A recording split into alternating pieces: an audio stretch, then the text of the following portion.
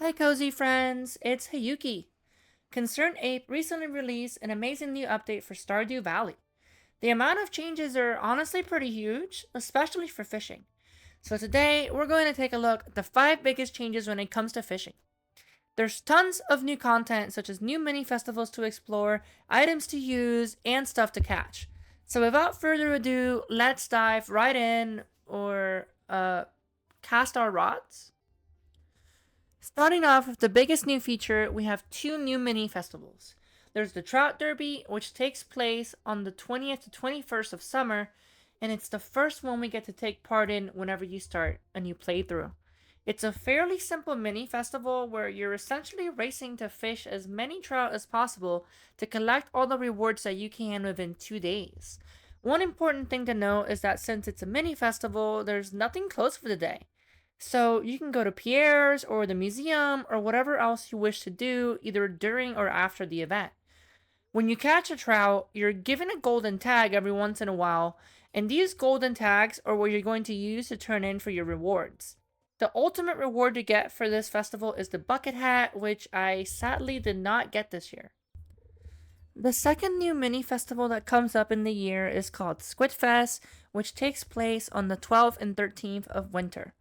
This event is much like the Trout Derby. You're essentially catching as many squid as possible to earn prizes.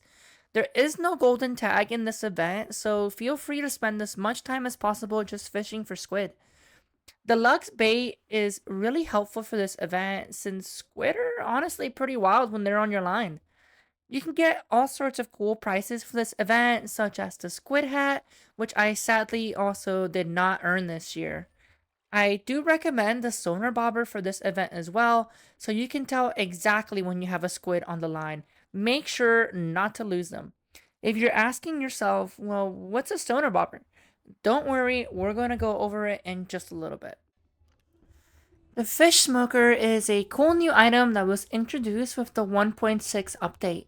You get one automatically if you start a new playthrough in the Riverlands farm, which I did for this video. Otherwise, you can buy the recipe from Willy for 10,000 gold. It uses one piece of coal and a fish, and essentially it just smokes your catch. However, smoking your fish will usually double the price of the fish when it's sold, as well as increase the amount of health and energy given if you eat the fish. The fish also retains the original quality, so if you put in a gold or iridium quality fish, that's what you'll get as well when the fish is done being smoked. It's also pretty quick. If you have the artisan and fisher professions, you can fetch prices up to 2-8 times higher than normal for the fish. The Bait Maker is another new gadget introduced in Update 1.6.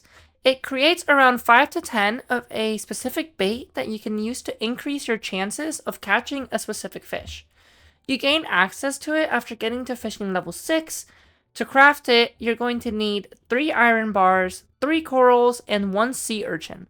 So make sure you have fixed a bridge to gain access to the side beach since you're going to need the materials from there in order to craft the bait maker. There's 3 new jellies introduced in 1.6. We have river jellies, cave jellies, and sea jellies. If you choose to craft a bait maker, you're going to need all 3, so make sure you save them. As the name suggests, you can catch these jellies either in the rivers, caves, or the sea. For cave jellies, you can catch them in floors 20, 60, and 100 in the mines.